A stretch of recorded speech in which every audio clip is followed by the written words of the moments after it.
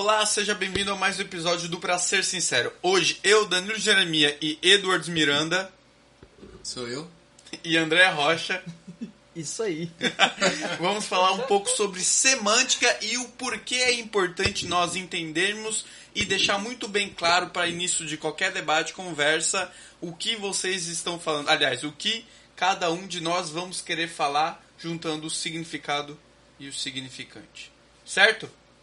Eu acho que é isso. Sobe a vinheta, então.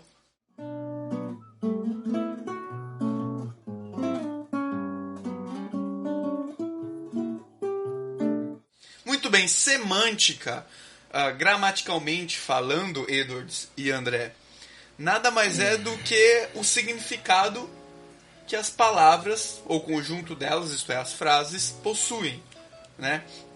E isso no debate, sobretudo o debate, o que nós vamos focar hoje, o debate político, ele é bem variado, ele é bem, digamos, perturbado, né? E, Edwards, por que é interessante a gente dar atenção ao falar, ao debater, ao falar de qualquer assunto, o uso ou a atenção para a semântica? Bom, primeiro a gente tem que perguntar o porquê que é interessante a gente debater. Né? Por que a gente debate? Geralmente porque a gente quer mudar a opinião de outra pessoa, quer mostrar um ponto de vista, preferencialmente sem usar a violência. Até porque se a gente tivesse a vontade de usar a violência, a gente não debateria. Só que por que isso é importante? Já acontece, é muito comum você ver duas pessoas discutindo um assunto. Às vezes elas estão falando as mesmas palavras, só que elas estão dando significado completamente diferente para a mesma palavra. Tem o Rafael Lima, ele até fala de semântica freestyle, né? Cada um escolhe um significado para aquilo, ela inventa esse significado na cabeça dela e traduz aquilo como se fosse o único significado ou às vezes até tipo a única verdade. E aí você começa a discutir com alguma pessoa, você usando essa palavra, a outra pessoa não está entendendo o que você está falando. Porque para ela aquela palavra tem outro significado. A gente até trouxe alguns exemplos aqui como pobreza, desigualdade, lockdown, distanciamento social, capitalismo, propriedade privada, que são palavras que geralmente as pessoas usam, mas não tem um significado certo. E aí quando vai debater um assunto, vai explicar um ponto de vista... Vai de nada para lugar nenhum. Exatamente, aí fica numa discussão ali circular, o debate inteiro, um brigando com o outro. Eu enxergo isso como uma das principais causas da nossa política de forma geral, não política somente congressistas, coisas assim, mas os debates políticos que a gente vê entre pessoas, coisa e tal, eles são extremamente polarizados por isso. As pessoas não tentam enxergar o que a outra pessoa está falando. E se você não faz isso, não tem por que você está debatendo. E antes disso, de propriamente dar atenção na semântica nos debates, seria interessante a gente se preocupar ou tentar observar se a pessoa com quem você está debatendo ou você mesmo está de fato preocupado, porque as pessoas às vezes têm essa consciência de que precisa dar atenção na semântica, porque de fato não vai de lugar algum para nenhum outro lugar, mas às vezes o debate político, pelo menos o que eu enxergo, eles não estão preocupados com isso, eles só querem chegar lá, falar. Geralmente eles não estão ali dentro do... Eu vou pegar o exemplo do que acontece no Congresso. Eles estão ali para debater entre deputados, um debate entre deputados, mas sim falar porque está sendo gravado e aquilo vai ser mostrado para os eleitores e possíveis eleitores dele. Então, na verdade, ele está falando para os eleitores. Uma semântica totalmente outra, no caminho de conversa totalmente outro. Então, eu acho que também tem que ter essa... Sobretudo no debate político, essa preocupação se a pessoa tem a honestidade de estar levando a atenção da semântica, né? Porque às vezes a pessoa está debatendo ali somente por ego, né? Isso. Ego, pra crescer e tal. Eu sempre busco... Antes eu brigava muito, debatia muito e tal. Ainda eu faço bastante isso, mas eu tento diminuir. Porque às vezes eu olho pra quem eu tô debatendo e pras pessoas que estão em volta, isso não vai mudar nada, tá ligado? Tipo, se você não vê um interesse real, um motivo real pra estar debatendo, se for só pra mostrar que eu sei, não faz sentido debater, tá ligado? Isso é bastante ego, assim. Eu confesso que eu sou vítima romântico, né? Tem vezes que eu abro a boca só pra jogar na cara da galera e falo, imbecil, você não sabe, olha o meu conteúdo ínfimo que eu li aqui de 2 livros e você não leu nem meio. Eu lembro 2 autores aqui, estou citando a sua cara enquanto você fala que tá quente hoje. Cara, esse é o principal motivo de eu não gostar de debate, né? Não sei se tu já tava ligado. Porque pra mim, principalmente o político, eles não vão convencer o outro que tá Eles não falando. querem, né? Não querem. E raras vezes que eles vão convencer alguém que tá na plateia que realmente não tem nenhuma opinião formada. Porque quem tá lá geralmente é a torcida, tá ligado? Só vai pra ver o outro... Lacrar. Quer jantar, né? Tem aquele programa, Só. O Grande Debate da CNN, que foi engraçado. O Caio Coppola começou, aí os caras estavam, nossa, o Caio Coppola vai jantar, não sei o que. Só que, tipo, cara, são duas pessoas com visões diferentes que vão debater sobre o mesmo assunto. A ideia é, tipo, você ver perspectiva diferente e aprender com aquilo. Não necessariamente um lado tem que ganhar, o outro tem que perder. Pois Só é. que as pessoas não enxergam isso. Eu vi que Tem ele que- foi jantado, né? Ops. Ups. Pois é, mas retornando talvez pra nossa pauta. Vamos pegar o primeiro exemplo que nós colocamos aqui. Pobreza e desigualdade que nós vemos, inclusive no debate político, Muito. confundirem o conceito de pobreza, o conceito de desigualdade. Eu vou primeiro pedir a definição de desigualdade pro Dudu e depois eu passo a definição de pobreza pra você, André. Pode ser?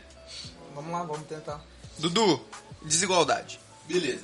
Essa é uma daquelas palavras que é bem parecido, é sempre colocado quase no mesmo contexto que pobreza, e aí inevitavelmente as pessoas com o uso acabam utilizando desigualdade sendo sinônimo de pobreza, o que é diferente.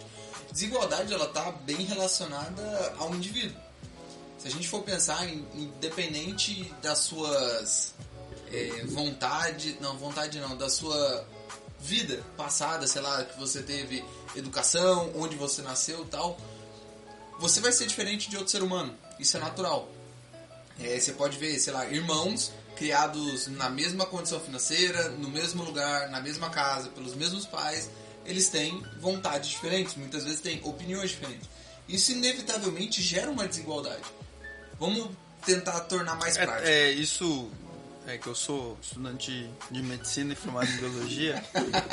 Eu gostaria de salientar que esse comportamento de descrever irmãos, eles são muito observados também quando estuda gêmeos. Gêmeos totalmente idênticos, que geneticamente... Tem tudo igual. E tem tudo igual, mas opiniões políticas e referências intelectuais até Totalmente opostas. diferente. Às vezes até emprego diferente. Geralmente isso é bem Gostos associado. diferentes, Gostos né? diferentes. Essa questão de desigualdade é bem salientada do ponto de vista econômico, né? Há muita desigualdade no Brasil, é por isso que a gente precisa diminuir a desigualdade. Será? Porque olha só, uma pessoa que... Imagina o Bill Gates. Não, o Bill Gates não é o mais rico do mundo hoje, é o Jeff Bezos. Jeff Bezos. Amazon. Ele tem lá seus 100 bilhões de patrimônio, 100 bilhões de dólares de patrimônio. É um cara extremamente rico. Se você pegar o homem mais rico do Brasil, eu acho que tem 2 bilhões, não é? A última Não vez é que eu o vi... Augusto? Flávio Augusto? Flávio Não, Augusto? ele não é o mais rico do Brasil, não. Eu vou procurar aqui agora pra você. Pesquisa aí pra mim. Eu acho que é o Lehman. É? Não tenho certeza. Vamos pesquisar aí rapidinho. Pausa.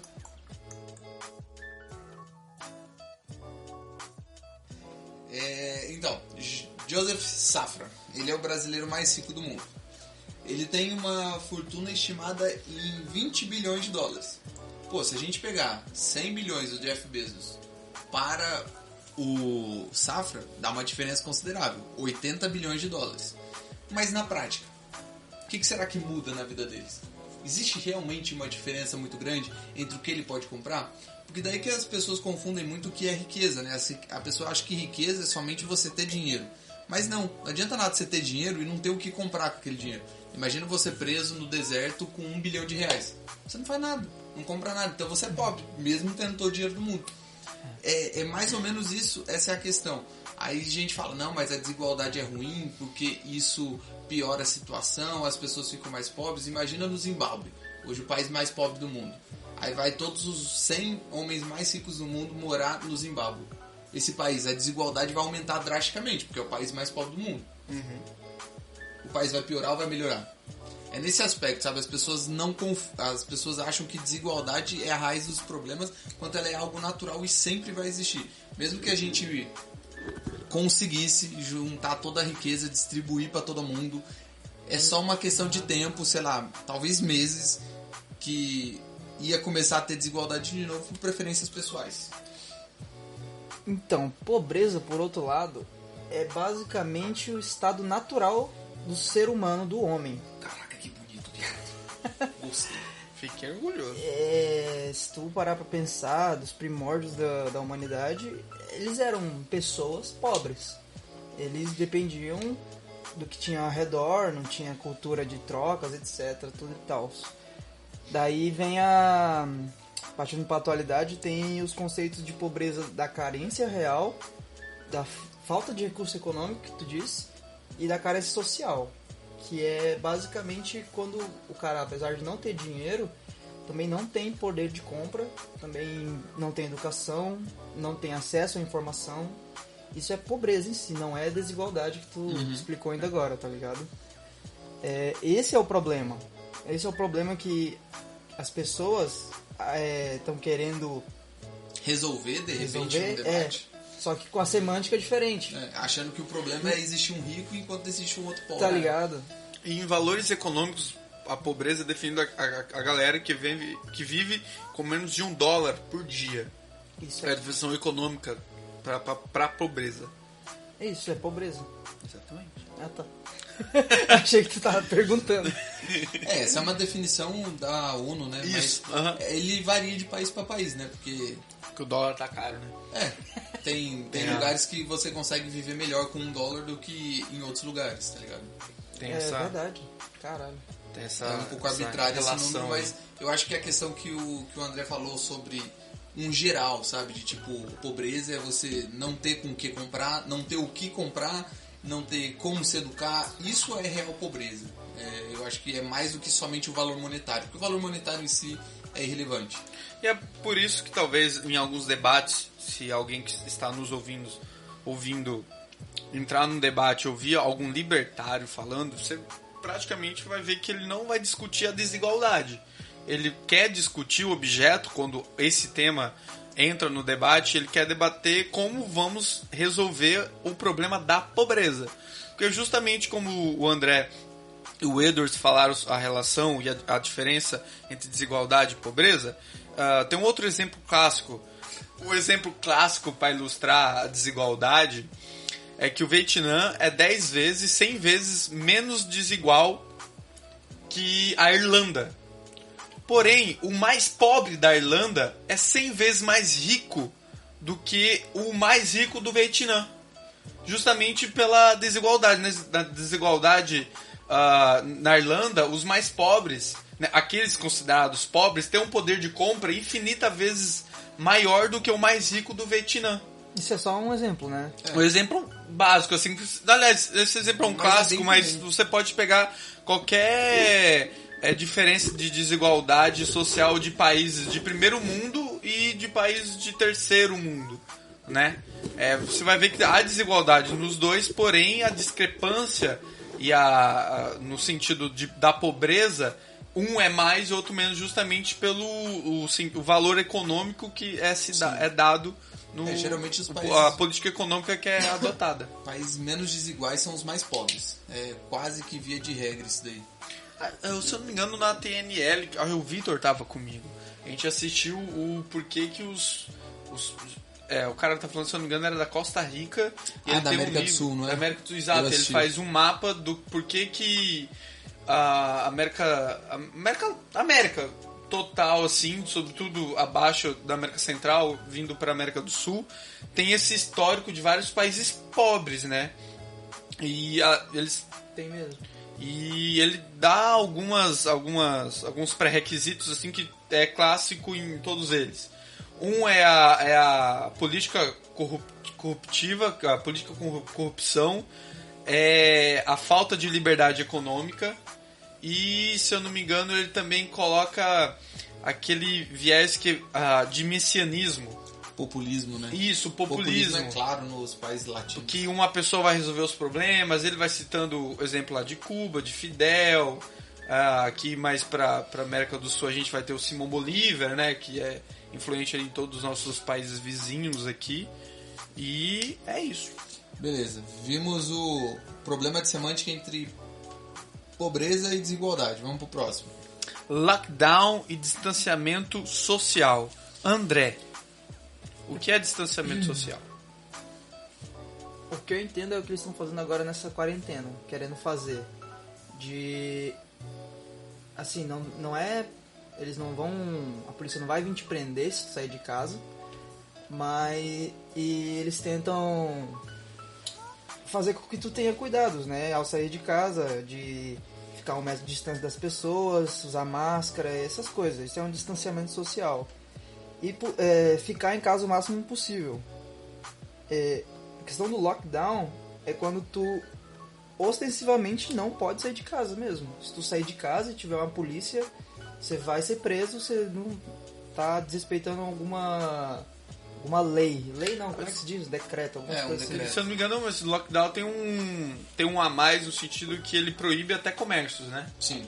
De abrir. Se eu não me engano, porque se eu não me engano, o distanciamento social é justamente isso que tu comentou. Você toma medidas de precaução, porque nós estamos vivendo... Só que é algo um pouco mais voluntário, né? Não é algo de cima pra baixo. É voluntário. A pessoa, é melhor você ficar em casa por causa disso, disso, disso. Então as pessoas...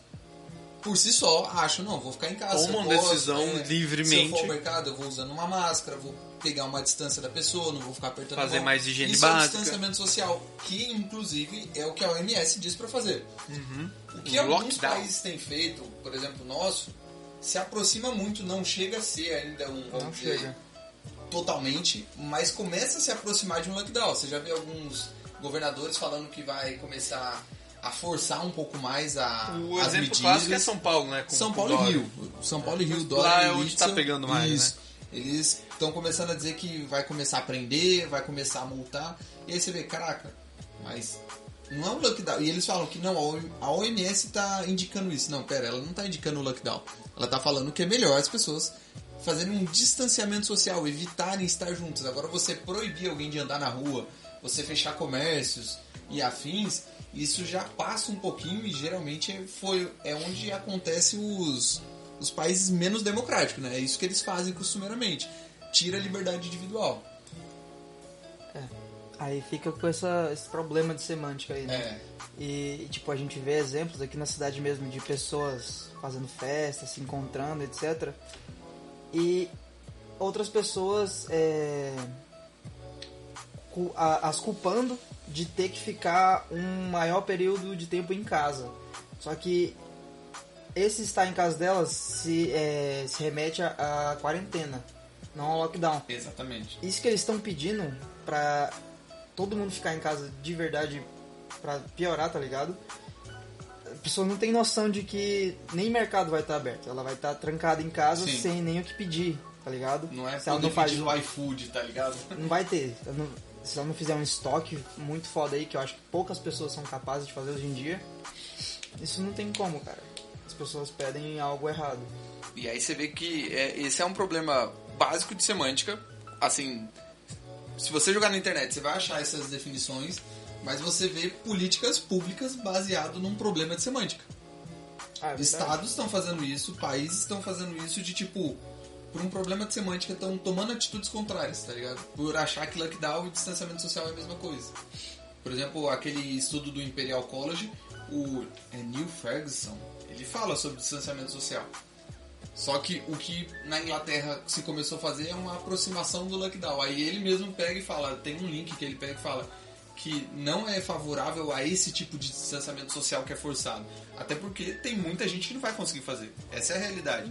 Eu consigo fazer um distanciamento social, fico na minha casa, tô enjoado de ficar em casa, vou lá, peço um iFood, coisa e tal. Só que tem gente que não tem essa condição. Então, isso tem que ser medido individualmente, né? E mais um dos problemas de semântica. E o capitalismo? Quando a gente vai discutir o que é capitalismo? O capitalismo falhou todas as tentativas dele. Você tá vendo? Falhando aí, tá todo mundo... E a consequência da falha do capitalismo é o que Marx definiu como a revolução, onde... Cara, pra ter um rico... Tem que ter 100 pobres. Qual a riqueza de 1% do mundo é igual a 99% do restante, não sei o quê. Qual é a problemática do debate quando se é capitalismo?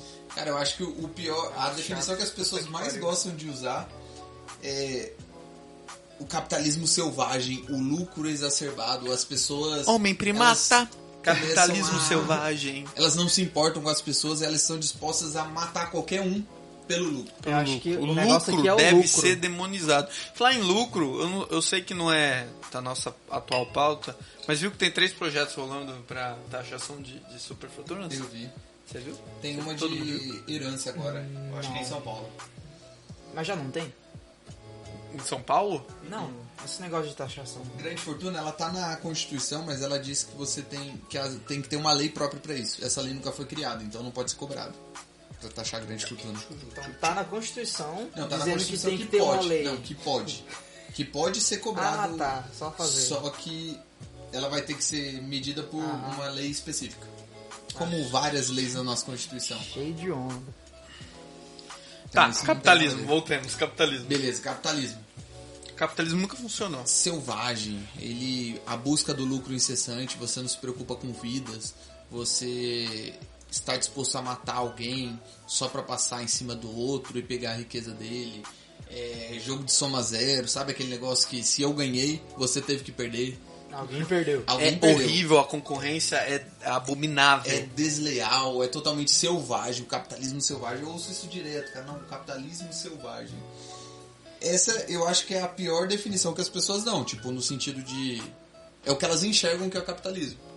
Uma vez eu tava numa discussão, nem foi bem uma discussão, a gente tava falando alguma coisa sobre essa questão de lockdown, distanciamento social, pessoas ficando desempregadas. Aí a pessoa começou a falar... não, tudo culpa do capitalismo selvagem, essa busca incessante por lucro e tal. Que ela tava falando que tinha gente tendo que escolher entre ficar em casa e morrer de fome ou se arriscar lá fora e trabalhar. Aí eu peguei e falei assim, beleza, vamos pensar antes, tempos da caverna, como é que acontecia? O cara ficava na casa dele, não tinha capitalismo, não existia o capitalismo nessa época. O cara ficava na casa dele, lá dentro da caverna. Se ele ficasse doente, ele ia comer como? Ia vir o iFood das cavernas na casa dele? Na caverna dele, não. Então ele ia ter que sair e matar de algum jeito. Se ele não conseguisse trabalhar, automaticamente ele morria. Basicamente um cara isso. de Texu, uma bolsa de couro. Basicamente isso não mudou. Hoje, se você não trabalhar, Hoje você nós não tem o temos. que comer. Só que, claro, hoje existem algumas formas que você consegue dirimir isso. Algumas pessoas têm poupança, você consegue um cartão de crédito.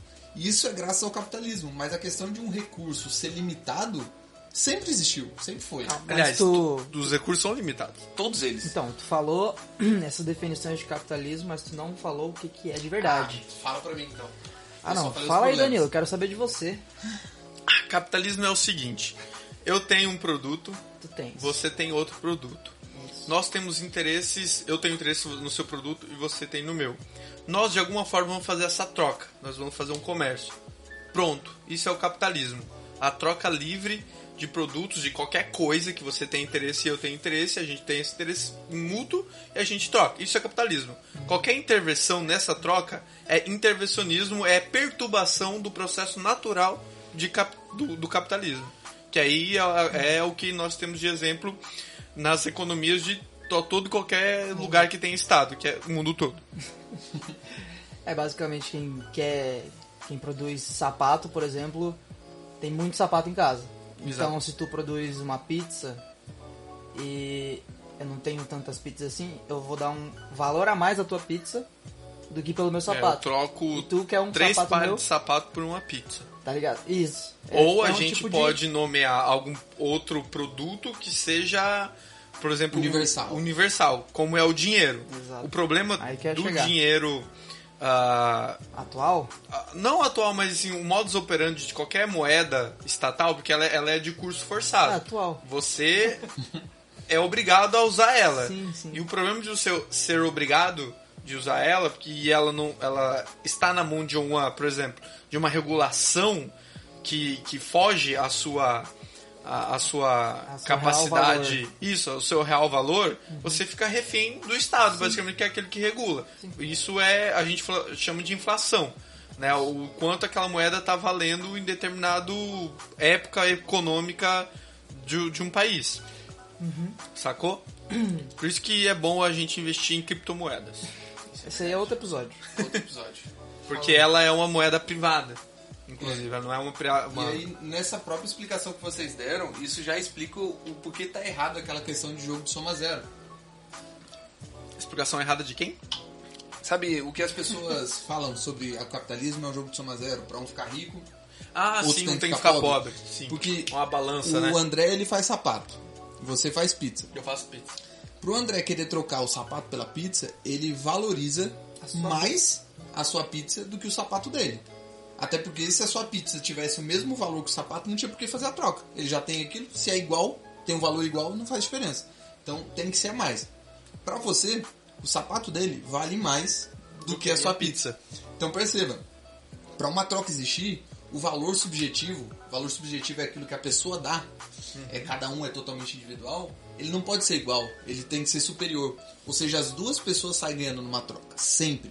Uma troca que é livre, onde não existe uma força de coerção, as pessoas estão saindo ganhando, as duas pessoas. Então não é tipo, mas eu tenho que comprar comida no mercado.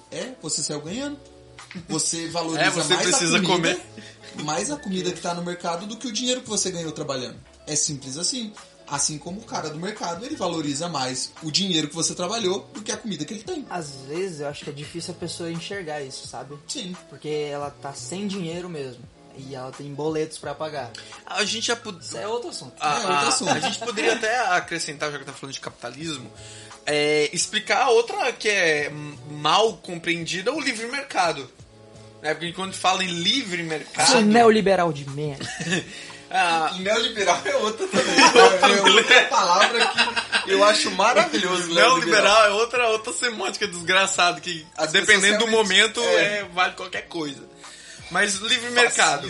João está negociando com Maria e ninguém tem nada a ver com isso.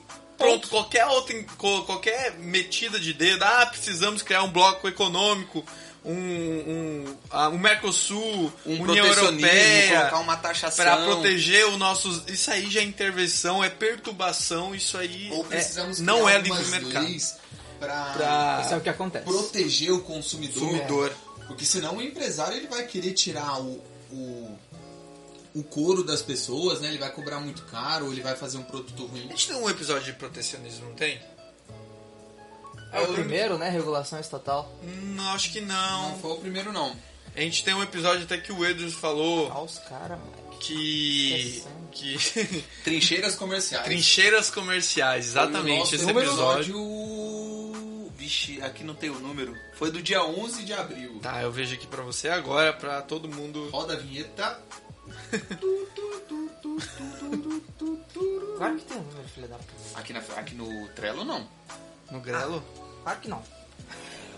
Deixa eu ver no Spotify. Achei que tu tava lá. Número 8, episódio número 8, Trincheiras Comerciais. Falar que é justamente nesse episódio que a gente discute um pouco sobre as consequências e o mal que faz essas leis, essas medidas de protecionismo.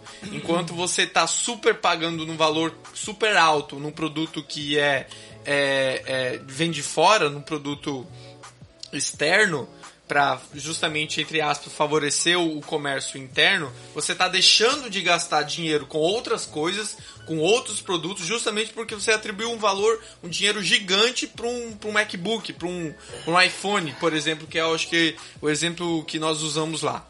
Certo?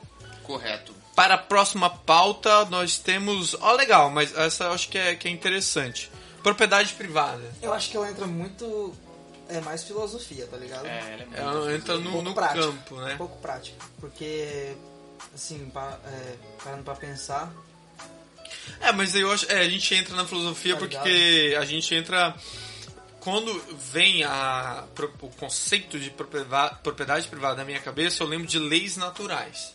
Aquilo que você nasceu. É seu. Não tem como tirar. Não tem ninguém que falou que toma isso aqui é seu. Não, você nasceu e já tem ela e ninguém é capaz de tirá-la ou não. Eu tô lendo um livro muito legal que inclusive eu vou passar... É um texto, na verdade, é um livro pequenininho que a gente pode até ler para fazer um podcast, que é do Etienne de la Boétie. O título do texto é Discurso da Servidão Voluntária. Lá ele é ele escreve em primeira pessoa, né? Então ele tá colocando com as convicções que ele fala, que ele tá apresentando, no sentido de como é que a gente deixa outras pessoas chegarem e dizer pra gente o que a gente deve fazer de uma forma bovina, sem relutar, sem... Tem uma parte que ele descasca. Ele fala, que desgraça é essa? Que maldade é essa? Que covardia é essa? Que ele faz até um adendo assim, que não, covarde é um nome até bonito pra se referir essa servidão a um, né? Um dos títulos anteriores o discurso da servidão voluntária é contra o Estado, né? Uhum. Esse que a gente serve, tipo assim, ele não tá coergindo diretamente, ele não tá enfiando uma faca na cara, mas meio que a galera aceitou essa condição de servir o Estado e nem faz esse questionamento. Nem pondera, né? Nunca tinha pensado nisso. Esses dias tava tendo uma frase no Twitter que tava lá nos máximos, nos top, o poder emana do povo. Cara, é uma frase muito bonita, só que ela não condiz nada com a realidade. Nada, exatamente nada. O Estado, naturalmente, as pessoas idealizaram o Estado para proteger o indivíduo, para proteger propriedade privada, para proteger as pessoas em si. Na prática, o que acontece? Elas trabalham uma parte da sua vida para sustentar pessoas que vão definir coisas sobre a sua vida. E se você não concordar? Não importa. O Estado é sempre uma opinião com uma arma. Você pode não concordar com ele, mas você vai seguir. Ponto, acabou. Por quê? Porque ele é o Estado. Porque aí Só que isso nunca vem dessa forma, né? A realidade é que ela sempre vem trajada de outras coisas. Não, mas é que tá na lei, está na Constituição. Para o bem-estar social. Pro bem de todo mundo. Não, mas se os caras criaram uma lei dessa, é porque eles estudaram para ver as consequências. Eles não iam jogar uma lei aleatória. Episódio 10 com Vitor Martins aí. Nunca isso ia acontecer. Tipo o cara lá que fez uma proposta pro fechar a bolsa por 120 dias. Para proteger os operadores. Ele nem sabe o que ele é, mano. Ele não sabe do que tá falando. Certeza que ele não sabe o que é a bolsa. Não sabe. E aí, é isso que acontece. Só que a gente fugiu totalmente do que da propriedade privada. Voltemos. Propriedade privada. Para o libertário, já foi falado em vários outros programas, mas vale a pena sempre lembrar que a primeira propriedade privada de uma pessoa é o próprio corpo. Ninguém tem o direito de agredir a sua propriedade privada. Inclusive, esse negócio de agredir a propriedade privada é um dos princípios éticos e morais do libertarianismo. É o princípio de PNA, princípio de não agressão. Não agressão ao quê? A propriedade privada. A propriedade é sua, você faz o que quiser. Você quer usar droga? Vai. Quer abortar? Vai. É teu corpo. Faça o que você quiser. Abortar tem aquele pontozinho da propriedade privada do outro ser, mas o outro ser é propriedade privada de quem tá gerindo. Isso aí é outro assunto. Esse é outro assunto, porque ele não é ponto decisivo, batido. Não é um ponto já dado, tá ligado? Pra você que é mal informado. Pra você que é meio libertário. Vamos lá. Dá a sua contribuição para a propriedade privada. Quer ter arma? Quer ter arma? Pô, vai até o dente, vai no dentista e coloca uma bala. Cara, eu vejo propriedade privada como uma tentativa de resolver conflitos, tá ligado? Claro que isso foi descoberto depois, mas como a gente falou, os recursos no mundo eles são escassos. Significa que se eu estou usando o meu computador, você não pode usar o meu computador ao mesmo tempo. Um vai ter que usar e o outro vai ficar sem usar. Como é que a gente resolve isso sem sair no tapa? Propriedade privada. Se o computador é meu, eu uso a hora que eu quiser. Se eu quiser te emprestar, te dar, é uma condição minha entre você. Uhum. E aí por isso que o corpo acaba vindo nisso também. O corpo, ele é escasso, ele é meu. Não tem como você usar o meu corpo ao mesmo tempo. Se eu quero, sei lá, nadar no oceano, mas você fala que não, você tem que nadar no rio. Pera, não tem como eu fazer as duas coisas ao mesmo tempo. Porque meu corpo é limitado, ele só pode fazer uma coisa. Então, eu tenho o direito. Quem tem a propriedade privada dele? Mas alguém pode comprar, escravidão é certo? Então, não. Porque, e a sua liberdade? Aí você falou da servidão... O discurso da servidão voluntária. Servidão voluntária, algumas pessoas antes defendiam isso, né? Da pessoa poder viver, vender a sua liberdade de livre e espontânea vontade. Abre Só que mão. só que isso daí eticamente não é válido, porque você não pode vender o seu corpo, a sua vontade futura. Hoje você pode estar querendo se vender, só que se aquilo não tiver um contrato de saída, tá, agora eu não quero mais ser escravo, você tá vendendo a sua vontade futura. Você não sabe qual que é a sua vontade futura, então você não pode vender. Porque imagina, eu vendi um contrato de 10 anos pra você é seu escravo por 10 anos. Só que chegou daqui 5 anos eu cansei disso, cara, eu quero ir embora, mas não posso. Tá no contrato. Só que Vai quebrar essa cláusula? Como é que eu vou... Não tem essa cláusula. Essa cláusula não tem. Se tivesse, até... Até porque se essa cláusula tiver um contrato de saída, já não é mais escravidão. É um trabalho como qualquer outro. Qualquer outro. Agora, se não tiver, é escravidão. E eu não posso vender isso. Porque eu tô vendendo alguma vontade futura, que eu nem sei qual que eu vou ter. E morre? Que prejuízo. E a definição de propriedade privada sem ser libertária? Que o pessoal acha que é coisa ruim, que propriedade é... É porque aí eu acho que os outros, entende? Eu acho que aí a propriedade privada, talvez eu enxergue como... Aliás, olha a minha visão. É como eu enxergo a visão dos outros em relação à propriedade privada. Manda. Que é, aquele que tem propriedade privada são os donos do meio de produção. Aí você já sabe o resto da história. Não sei, explica pra mim. Então, velho. Insolente. Aí, já pegando uma visão de esquerda, socialista, aqueles donos do meio de produção, eles são ilegítimos, pela máxima marxista. Se tudo que o povo produz, tudo a ele pertence, logo é ilegítimo a ideia de propriedade privada. Exato. Não existe, Mas tu tipo, vê que tudo é de todo mundo. É outra semântica, entendeu? Exato, é outra semântica, é outra ideia de propriedade privada. É importante a gente realmente levantar quando a gente está debatendo o que é propriedade privada. Eu acho que propriedade privada deve ser o conceito que... Vamos falar sobre propriedade privada? Legal. Me fala o que você entende, o que eu entendo, vamos chegar num acordo pra gente começar a derivar... A partir disso. É isso que tem que ser feito, né? Inclusive, essa é a nossa última pauta e é o que nós vamos não dar a dica, mas o que a gente usa pra resolver. Vai discutir sobre qualquer coisa? Legal. Sei lá, vai definir o que é uma patologia, o que é... Tô falando isso num sentido mais médico. Estudante de medicina. Mais estudante de medicina. Eu sou estudante de medicina, eu vou... Patologias. Enfim. Seja qualquer assunto. Vamos discutir sobre o que eu e o André estamos compartilhando de novo, o vinho que restou do nosso último episódio. O que é vinho? Vinho é um produto feito da fermentação da uva e tem várias uvas, nananã. Legal, daí pra frente a gente começa a discutir tipos e variedades e o que é vinho. É a partir pro ponto que não é nem só discussão e nem só debate. É até mesmo quando tu vai ensinar algo a alguém. Não tá simplesmente exato. passando. Tu tem que falar, definir aquele termo pra não gerar confusão, entende? Tem um filme, né, do Brasil Paralelo lá, que eles fazem da educação.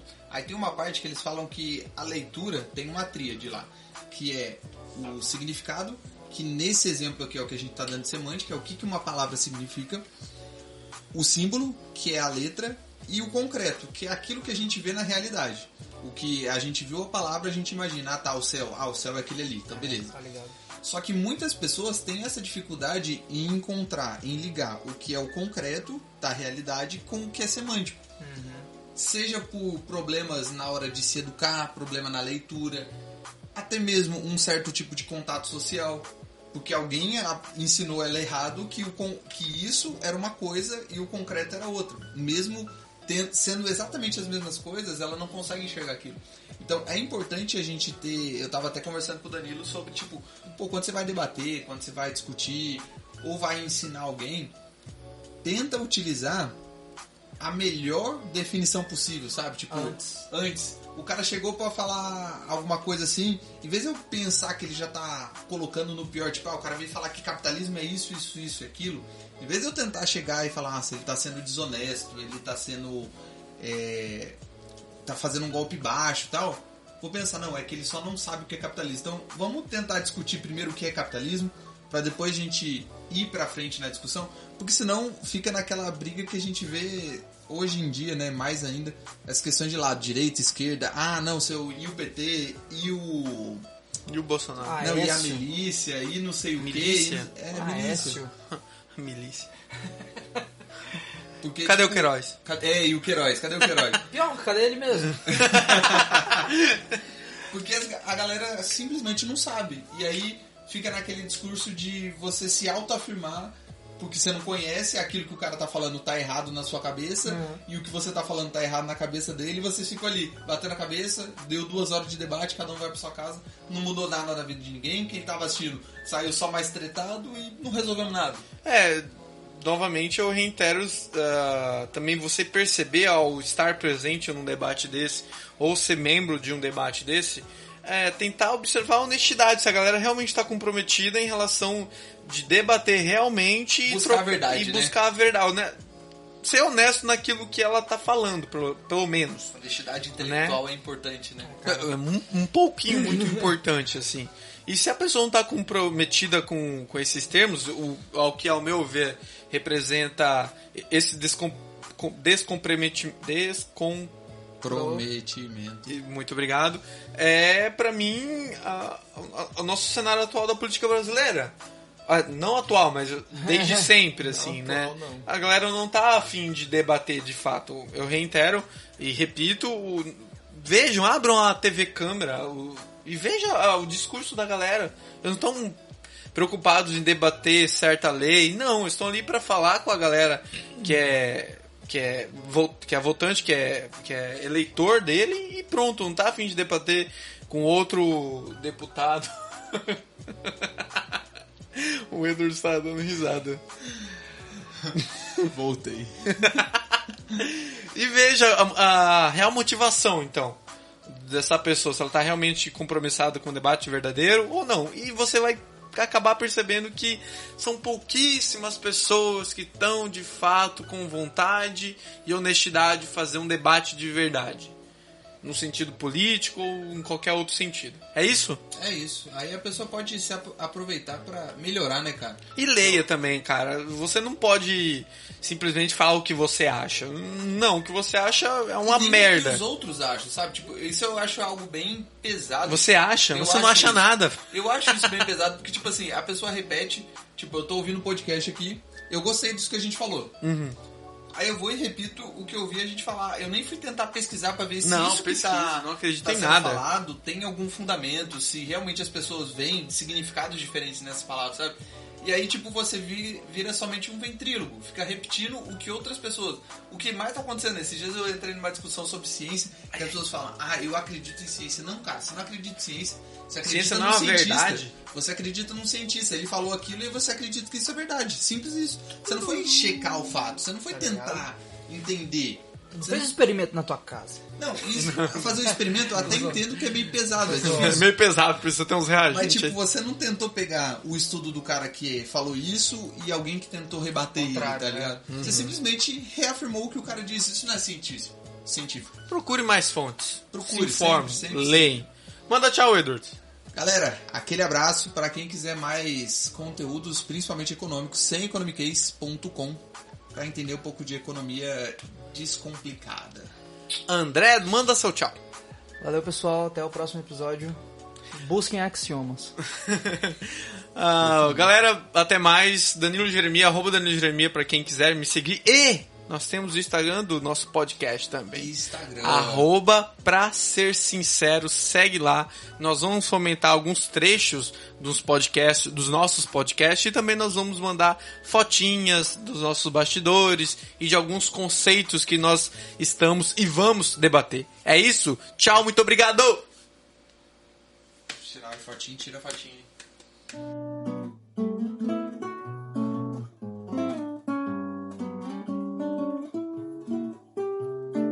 O pretérito chamou o futuro para um bar. Foi mais que perfeito.